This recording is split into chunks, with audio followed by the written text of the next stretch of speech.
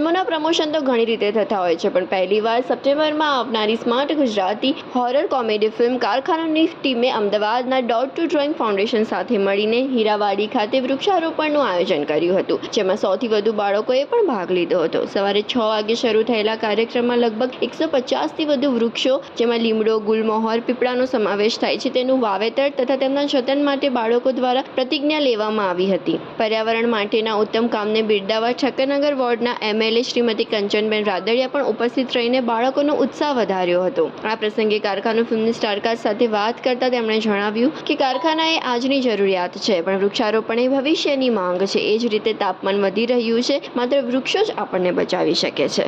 Film આવી રહી છે અને એમાં હવે એક ઇનોવેટિવ આઈડિયા સાથે ફિલ્મનું પ્રમોશન થઈ રહ્યું છે, શું કહેશો? મને ત્રણેક વસ્તુ કહેવાનું મન થાય। દાખલા તરીકે કારખાનાનું ફિલ્મનો વિચાર જ્યારે આ લોકોને આવ્યો, મિત્રોને, યંગ જનરેશનને, ત્યારે મને જ્યારે વાર્તા સાંભળી ને ત્યારે મને એમ થયું કે ગજબનો નવો વિચાર છે, ગજબનો નવો વિચાર। અને આખી ટીમ એટલા માટે કારખાનાની સોલિડ છે, ડિરેક્ટર, રાઇટર અને બધા ભેગા થઈને ફિલ્મ બનાવે છે। 4 મિત્રો, આ 4 મિત્રોની પાસે એક દ્રષ્ટિ છે, એક સમજણ છે, અને સમજણ જુઓ, એના પરિણામો જુઓ તમે, બહુ જુદી જુદી રીતે એ લોકો ફિલ્મનો પ્રમોશન કરી રહ્યા છે। જેમ કે તમને આ જ ફિલ્મની કારખાનાની વાત કરું તો લગભગ એવું સાંભળેલું, હું નાનું હતો ત્યારે, કે એટલા બધા લાકડાઓ કપાતા ગયા કારખાનામાં। આ સમય એવો છે કે જેની આ 4 મિત્રો પાસે એક સમજણ છે, દ્રષ્ટિ છે, એટલે એમણે વૃક્ષની સાથે આખી વાતને જોડી અને છોડ વાવવાનું નક્કી કર્યું।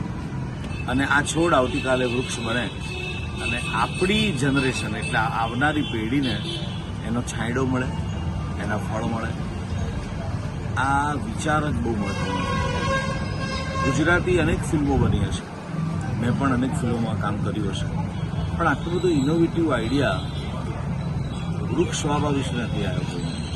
અને એટલે જ માટે મને એવું કહેવું પડે કે ખૂબ મહેનત પછીનું પરિણામ જે છે એ સપ્ટેમ્બર મહિનામાં આ ફિલ્મ જ્યારે રિલીઝ થાય ત્યારે બધા એટલા માટે જોવા જજો કે ફિલ્મ નથી બની, એ ફિલ્મ જ નથી, એ આપણી પોતાની નાની અમથી વાતને સુંદર રીતે આર્ટિસ્ટો દ્વારા અને ડિરેક્ટરે એને બહુ સુંદર રીતે કંડારી છે।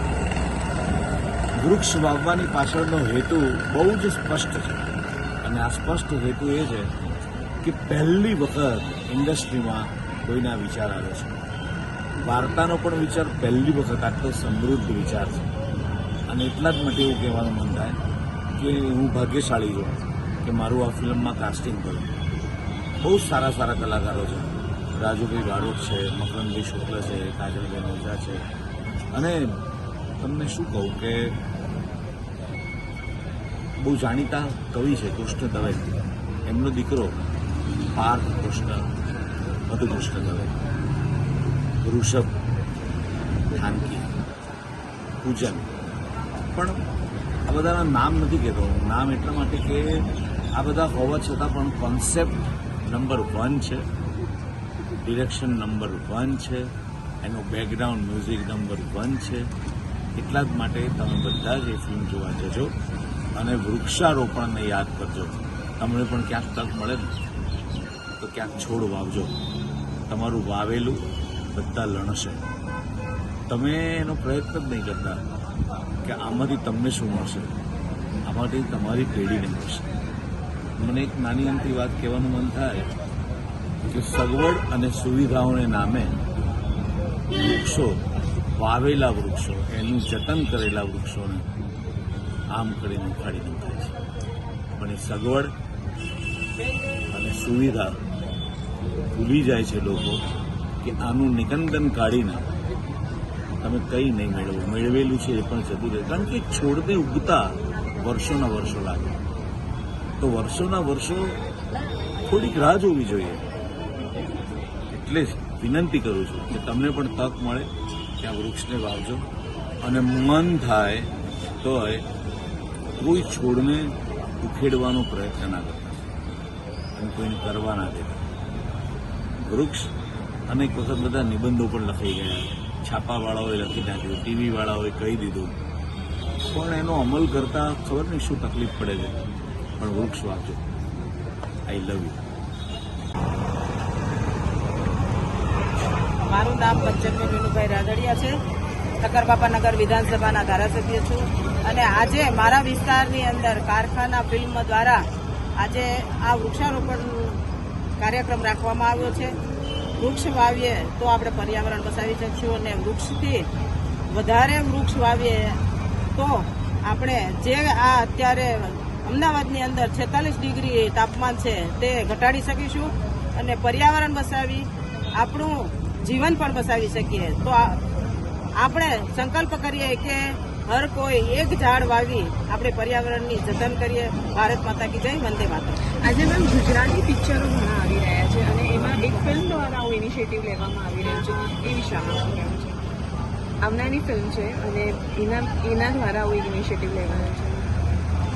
આજે આવનારી ફિલ્મ છે કારખાના ફિલ્મ દ્વારા આજે વૃક્ષનું રોપણ કરવામાં આવ્યું છે. તેમાં હું એ જ કહેવા માંગીશ કે આ એક કાર્યક્રમ વૃક્ષારોપણનું કર્યું છે તે ખૂબ જ સારું અને સરાહનીય કાર્યક્રમ છે. આવી જ રીતના હર કોઈ વૃક્ષનું જતન કરી અને આપણા દેશનું અને આપણા ભવિષ્યનું પણ જતન કરીએ તે આ ફિલ્મ દ્વારા જાણવામાં આવે છે. તો એમને ખૂબ ખૂબ અભિનંદન. હાજી સર, આપણે આજે ટ્રી પ્લાન્ટેશન કરી રહ્યા છીએ એની સાથે સાથે આપણી કારખાના ફિલ્મનું પણ પ્રમોશન ક્યાંક ને ક્યાંક કરી રહ્યા છે. ફિલ્મ અને ટ્રી પ્લાન્ટેશનને કઈ રીતે આપણે કનેક્ટ કરીને આજે વાત કરીએ છીએ?